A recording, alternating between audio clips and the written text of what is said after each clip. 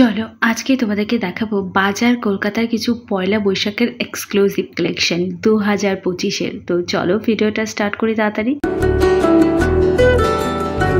পয়লা বৈশাখ মানেই একটু সাবেকি এবং একটু অ্যাস্থেটিক লুক দেবে এরকম জিনিসপত্র, একটু ট্র্যাডিশনকে ফলো করবে। তো সেই জিনিসগুলোকে মাথায় রেখেই আজকের কালেকশন।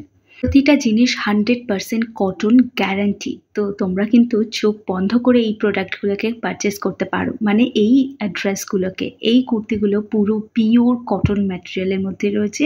যেমন ধরো এটাও কিন্তু একেবারে একটা তাঁত জামদানির যেমন স্টাইল হয় না, এক্স্যাক্টলি ওই রকম স্টাইলের ওপর রয়েছে। দেখো পয়লা বৈশাখ মানেই আমাদের জেনারেশনের ছেলেমেয়েরা যেটা বোঝে সেটা কিন্তু মল থেকে জামা কাপড় কেনা নয়, সেলের বাজারে যা জামা উঠতো সেগুলোই আমরা একটা একটা করে নিতাম। ম্যাক্সিমামে পিওর কটনেরই হয়।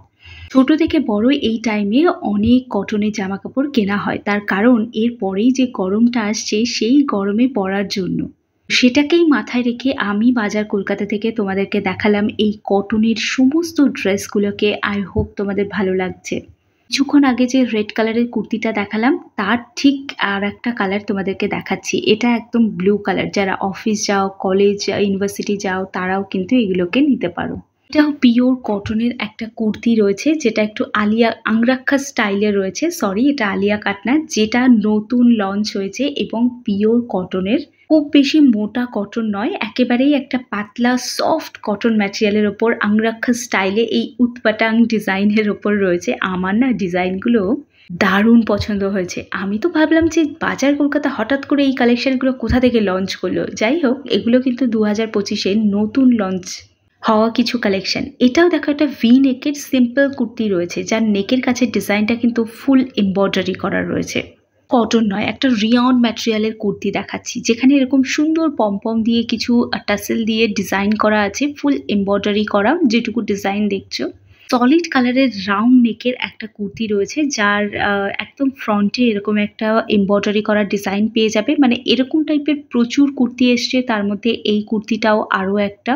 ও আচ্ছা, তোমাদেরকে তো ব্রাঞ্চটাই বলা হয়নি। এটা কিন্তু স্প্লানেড ব্রাঞ্চ, আর স্প্লানেডে 3টে মোটে ব্রাঞ্চ আছে। আমি এটা কিন্তু সেকেন্ড ব্রাঞ্চ যেটা রয়েছে সেই ব্রাঞ্চ থেকে দেখাচ্ছি।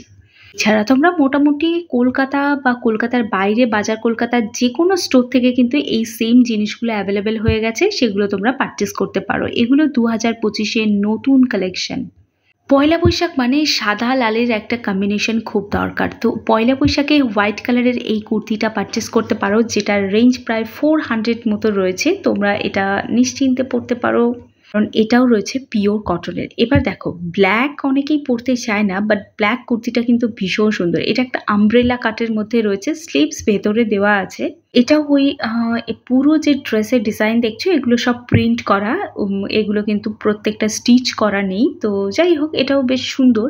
যদি কেউ স্লিভস লাগাতে চাও তাহলে তোমরা এটাকে অ্যাটাচ করে নিতে পারো। এমনি স্লিভলেসই বেশি ভালো লাগছে ড্রেসটা। আর সাদা লালের কালেকশন সম্পর্কে তোমাদের বলছিলাম না, এই কালেকশনটা তোমরা নিতে পারো। অল ওভার কুর্তিতে এরকম ভাবে এমব্রয়ডারি করা রয়েছে। এই সিম্পল ডিজাইন বাট গর্জিয়াস লাগছে। এটা রেড লেগিংস দিয়ে তোমরা এটাকে কিন্তু পরতে পারো পয়লা বৈশাখের দিন। আই হোপ তোমাদের আজকে ভিডিওটা ভালো লেগেছে। দেখা হচ্ছে একটা নতুন ভ্লগ নিয়ে খুব তাড়াতাড়ি।